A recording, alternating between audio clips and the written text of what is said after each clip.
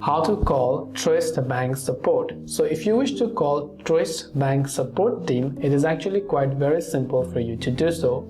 In order to call Truist Bank support, what you have to do is simply go ahead and then first of all make sure to launch the Truist mobile application, because I would recommend you find and try to locate the number from the app instead of going to the website.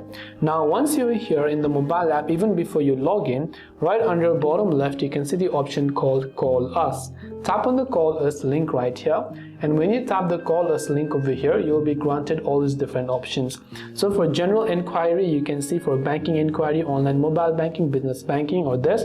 For card like credit or debit card or business card, you have different number for each. For mortgage loans and personal loans, you have different number. For international TDD, you'll find different numbers and so on. So if your queries is related, let's say, to credit card, tap on the option next to credit card and you'll be able to call this particular number for credit card and all the other similar options as such.